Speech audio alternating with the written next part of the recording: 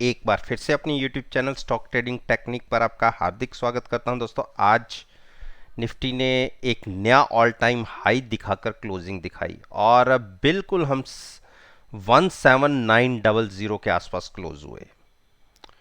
और इस वीडियो के माध्यम से मैं 11 अक्टूबर की निफ्टी की, बैंक निफ्टी की और इन दोनों इंडेक्स के अंदर कुछ फाइनेंशियल सेक्टर्स के स्टॉक्स मैंने पिक किए हैं, उन पर मैं अपना व्यू आपके साथ शेयर करूंगा। वैसे मैं रोज इनसे रिलेटेड एक वीडियो पोस्ट करता हूं और वो भी मार्केट ओपन होने से तकरीबन 15 से 16 घंटे पहले पोस्ट करता हूं और अगले दिन की पॉसिबिलिटीज को शेयर करता हूं। और जो पिछला सेशन फ्राइडे का कंप्लीट हुआ है, उससे रिलेटेड अगर किसी ने वीडियो मेरी नहीं देखी थी वो नीचे डिस्क्रिप्शन बॉक्स के अंदर है, उस वीडियो को देखिए और फ्राइडे के सेशन को आप खुद कंपेयर कर सकते हैं। इसके साथ साथ मैं अपने व्हाट्सएप ग्रुप की भी परफॉर्मेंस की आपके साथ बात करना चाहूँगा, जो मैंने आप ही के रिक्वेस्ट के ऊपर तकरीबन आज से 2-2.25 महीने पहले शुरू किया था, जिसके अंदर मैं एक हफ्ते की सर्विसेज बिल्कुल फ्री ऑफ कॉस्ट देता हूं। और जिसने ड्यूरिंग द मार्केट मेरे को एनालाइज करना है और मेरे रिजल्ट्स को देखना चाहता है, वो एक हफ्ते के लिए मेरे साथ फ्री ऑफ कॉस्ट ज्वाइन कर सकता है। ज्वाइन करने का तरीका है, नीचे मेरी ईमेल आईडी है, आप उस पर अपना कॉन्टैक्ट नंबर फॉरवर्ड कर सकते हैं। उसके बाद की टर्म एंड कंडीशन, जो जिसको मेरे रिजल्ट्स पसंद आते हैं और जो मेरे साथ आगे कंटिन्यू करना चाहता है, वो मेरे से बाद में बात कर सकता है। और जो मेरी परफॉर्मेंस रही फ्राइडे के सेशन की, उसमें टाटा स्टील के अंदर मुझे 36 पॉइंट्स का प्रॉफिट रहा, 850 का लॉट साइज है और 30,500 का प्रॉफिट रहा।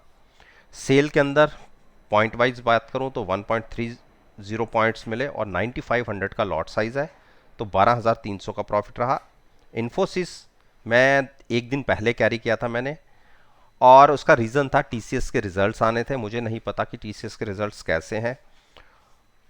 उसमें मुझे 18 पॉइंट्स मिले इन्फोसिस के अंदर और 600 का लॉट साइज है, 10,800 का प्रॉफिट। और निफ्टी, जबकि निफ्टी ने ऑल टाइम हाई क्लोजिंग दिखाई है और तकरीबन 100 पॉइंट से ज़्यादा की मूव दिखाई थी, मैंने शॉर्ट करके ट्रेड लिया, फ्यूचर्स को शॉर्ट किया और at the money call buy की, अपने आप को हैज करते हुए, रिस्क को मिनिमाइज करते हुए। और उसमें इंट्राडे में मुझे 22 पॉइंट्स का प्रॉफिट रहा, 1100 अगर अमाउंट के टर्म में बात करूं। और जाते जाते, क्योंकि एक बहुत बड़ी बाइंग हमें देखने को मिली थी रिलायंस के स्टॉक के अंदर, और मैंने उसको, क्योंकि आरएसआई 75 के आसपास ट्रेड कर रहा था, तो उसको मैंने पुट के थ्रू ट्रेड किया है, पुट बाय की है एट द मनी 2660 के आसपास की, और अब ट्रेड को होल्ड रखा है 2 से 3 दिन के लिए। अगर किसी कारण से बड़ी गिरावट आती है तो मैं ये मान के चल रहा हूं जो मेरे पुट का अमाउंट है उससे 30 से 35% का प्रॉफिट हो सकता है। एल को मैंने लॉन्ग साइड पर ट्रेड किया और हिंडाल्को को मैंने लॉन्ग साइड पर ट्रेड किया और ये पोजीशन को मैंने कंटिन्यू रखा है विद हैजिंग। अब हम बात करते हैं अपनी वीडियो से रिलेटेड। देखिए, सबसे पहले हम निफ्टी के चार्ट्स को ही देखें। अगर वॉल्यूम्स की बात करें तो नॉर्मल से कम वॉल्यूम है, लेकिन 100 पॉइंट से ज़्यादा की तेजी ही। और इसमें तेजी में सबसे बड़ा पार्टी जो स्पेट किया है वो रिलायंस ने किया है। और जब ये मैं वीडियो रिकॉर्ड कर रहा हूँ उस टाइम जो क्लोजिंग आई हुई है, क्योंकि सैटरडे संडे नेचुरली बात है जो एसजीएक्स निफ्टी भी है वो भी क्लोज रहती है, तो 17,882 के आसपास की क्लोजिंग है। जहां हम क्लोज हुए हैं उससे तकरीबन 15 से 20 पॉइंट नीचे। तो अगर मैं आपको एमएसीडी का ये दिखाऊं, देखिए इसमें हम पहले गिरावट में दिखा रहे थे, अब हमने धीरे धीरे कर्व ऊपर लेना शुरू कर दिया है। मैं ये नहीं कह रहा कि अभी बुलिश क्रॉसओवर हो गया है, लेकिन अब यहां से स्ट्रेंथ लौट रही है। आप देखिए स्ट्रेंथ लौट रही है, हिस्टोग्राम का साइज देखिए धीरे धीरे छोटा हो रहा है, तो बाइंग देखी जा रही है। जबकि आपको पता है कि मेरी पोजीशन, अपनी पर्सनल पोजीशन मैंने शॉर्ट साइड पर बनाई हुई है। पिछले महीने 4 शॉर्ट में ही मुझे 400 पॉइंट मिले थे और अभी भी वो पोजीशन मैंने ऊपर कैरी करी थी। हाँ, इस वाले जो डिप मिला इसमें नहीं निकला मैं, और पोजीशन को होल्ड रखा हुआ है। तो मेरी पोजीशन शॉर्ट साइड है। मैं अभी आपको फिलहाल के लिए शॉर्ट की एडवाइस नहीं करूंगा, हाँ लॉन्ग की भी एडवाइस नहीं कर रहा। अगर डिप में किसी वजह से डिप 1700 के आसपास आती है तो वहां बाय कर सकते हैं, और 17,600 पर भी आप अपनी एवरेज कर सकते हैं। लेकिन दोनों ही कंडीशन में अपनी पोजीशन को हेज रखिएगा, फ्यूचर्स में बाय कीजिएगा और साथ में पुट को बाय कीजिएगा। डिप पर बाइंग करने की स्ट्रेटजी रहेगी, शॉर्ट की एडवाइस नहीं मैं कर रहा, जबकि मेरी पोजीशन अपनी पर्सनल शॉर्ट साइड पर है।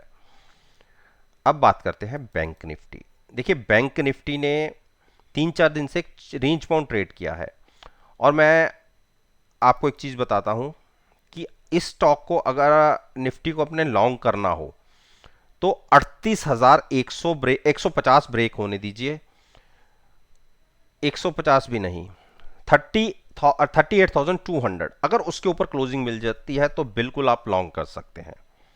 और बाकी स्पोर्ट बैंक निफ्टी के लिए है 37,750 की और 37,500 की। 500 के नीचे जाएगा तो मैं एक बार मान सकता हूं कि वीक होगी। जिसने लॉन्ग जाना है और थोड़ा रिस्क लेके ट्रेड कर सकता है हैजिंग के साथ, वो 38,200 के ऊपर पोजीशन लॉन्ग साइड पर बना सकता है। लेकिन मैं पोजीशन लॉन्ग कहां लूंगा? मैं लूंगा 37,500 जब भी ब्रेक होगा, चाहे 39,000 जाने के ऊपर जाके ब्रेक हो। मेरी बाइंग की जो एक प्राइस रहेगा वो 37,000 और 36,700 के बीच का, वहां तक गिरावट आएगी तो मैं लॉन्ग करूंगा। लेकिन कुछ लोग ट्रेडर होते हैं जिन्हें पेशेंस नहीं होती, कुछ ना कुछ करना ही है, तो उनके लिए मैंने आपको बता दिया कि कहां पर आप बाय कर सकते हैं। रिलायंस, देखिए रिलायंस ने जो इतनी बड़ी एक बाउंस दिखाया है, और रिलायंस ऑल टाइम हाई के ऊपर ही ट्रेड कर रहा है, और मैंने इसको ऑप्शंस के थ्रू ट्रेड लिया है। देखिए RSI 76 के आसपास है, एक बार यहां पर जरूर 82 गई है, तो मैंने रिस्क लिया है एक बड़ी बढ़त वाले शेयर को, जिसने एक ब्रेकआउट तो चल ही रहा है इसका, उसको मैंने एक तरीके से शॉर्ट किया है। शॉर्ट भी मैंने फ्यूचर्स में ना करके मैंने पुट बाय की है 2660 के आसपास की 68 रुपीज में। तो व्यू लूंगा 2-3 दिन का। अगर निफ्टी में गिरावट किसी तरीके से आनी है तो ये स्टॉक उसको लीड करेगा। उस केस में मैंने 2570 के टारगेट के लिए एक तरीके से पोजीशन बनाई है। हाँ, प्रीमियम का अगर 30% मुझे प्रॉफिट आ रहा होगा तो मैं एग्जिट ले लूंगा। ये मेरा एक ट्रेडिंग क्राइटेरिया है इसके लिए। बाकी जिन्होंने डिप पर बाय करना है उनके लिए प्राइस रहेगा 2500 और 2400 में बीच में, कहीं पर भी जहां आप कंफर्टेबल हो वहां पर आप लॉन्ग पोजीशन ले सकते हैं। H D F C bank ने दूसरे दिन थोड़ी सी गिरावट दिखाई है, लेकिन सपोर्ट को होल्ड किया है। अगर 1585 ब्रेक होती है क्लोजिंग बेसिस पे तो 15560 और 1525 पे बड़ी बड़ी सपोर्ट है, तो कोई इतनी बड़ी गिरावट की गुंजाइश मुझे लग नहीं रही। लेकिन फिर भी डिप पर मिले तो ज़्यादा अच्छा रहता है, और उस केस में अगर स्टॉक आपको 1560 के आसपास मिलता है तो बहुत अच्छा प्राइस है ले जाने के लिए लॉन्ग साइड पर, और 1525 तो एक बड़ी सपोर्ट है ही। तो डिप पर बाइंग करने की स्ट्रेटजी रखिए। शॉर्ट का भी कैंडिडेट नहीं है क्योंकि हमें अभी काफ़ी गुंजाइश है, तो शॉर्ट अभी करना नहीं। इंडस बैंक ने एक बड़ी मूव दिखाई, लेकिन हमने इसको डिसाइड कर रखा है कि 1100 के आसपास और 1075 के बीच में बाय करना है।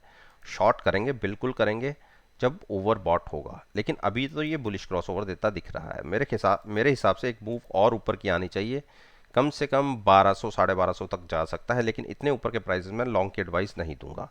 एच डी एफ सी को बिल्कुल आप बाय कर सकते हैं अगर क्लोजिंग बेसिस पे 2785 क्रॉस होता है। अभी तो इसने बहुत बड़ी सपोर्ट एक होल्ड की है, और 7-8 दिन की सपोर्ट देखिए यही बन रही है प्राइस, तो 2725 ब्रेक नहीं करता क्लोजिंग बेसिस पे। सारी मूविंग एवरेज इसके तकरीबन नीचे चल रहा है, एक रेंज बाउंड है, जहां तो आप इसको बाय कर सकते हैं 2650 के आसपास, या 2800 के ऊपर बाय कीजिए क्लोजिंग बेसिस पर। दोनों ही केस में आप लॉन्ग कर सकते हैं, लेकिन पोजीशन को हैज रखते हुए आप फ्यूचर्स में लॉन्ग कीजिएगा और साथ में eight the money put buy कीजिएगा। कोटक महिंद्रा बैंक में मैंने जैसे कहा था कि इसमें मुझे गिरावट लगती है, देखिए 1940 छू दिया और सारी मूविंग एवरेजेस के नीचे क्लोज हुआ है। अब मेरा टारगेट इसमें होगा 1880 का।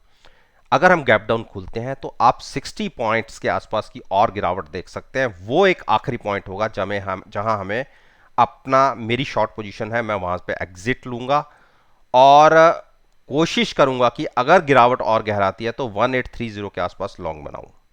तो मेरा शॉर्ट साइड पर पोजीशन है। आपको बाय करना हो तो 1880 1830 के बीच में जहां आपको सुटेबल हो वहां पे लॉन्ग ले जा सकते हैं।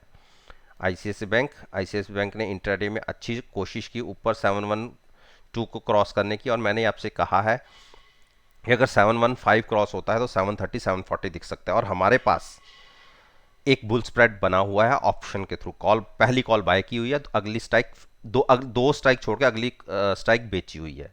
तो एक लिमिटेड रिस्क और लिमिटेड रिवॉर्ड के साथ हमने ट्रेड लिया हुआ है। तो इस ट्रेड को तो हम कंटिन्यू करेंगे। जिसको नया लॉन्ग लेना है 715 के ऊपर क्लोजिंग मिल जाए तो आप लॉन्ग ले जा सकते हैं। ऑप्शन के थ्रू लॉन्ग ट्रेड मत करिएगा, फ्यूचर्स को बाय कीजिएगा, हैजिंग के लिए ऑप्शन का यूज़ कीजिएगा। पुट बाय करके फ्यूचर्स को लॉन्ग कर सकते हैं। एक्सिस बैंक ने अच्छी क्लोजिंग दिखाई है, लेकिन मेरी कोशिश होगी कि अगर 795 के ऊपर क्लोजिंग मिले तो वहां पर नया लॉन्ग कीजिएगा, तब तक अवॉइड कीजिए। हमने इसको भी एक बुल स्प्रेड के थ्रू ट्रेड किया हुआ है, और अगर ये 810-15 के ऊपर जाता है तो हम अच्छे प्रॉफिट में आएंगे इसके अंदर। तो हमारा ट्रेड बना हुआ है। जब तक स्टॉक 775 के ऊपर है मुझे चिंता नहीं है, आप लॉन्ग में बने रह सकते हैं।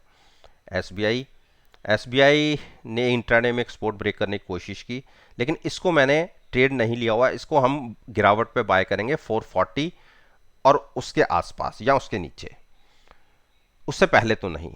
और शॉर्ट इसलिए नहीं करेंगे क्योंकि अभी इसमें शॉर्ट करने की गुंजाइश बची नहीं हुई, तो अभी शॉर्ट नहीं करना। हाँ, डिप पर बाय करना है, वो है 440 के आसपास या उसके नीचे, 420 के आसपास तक भी कहीं पर मिल जाए।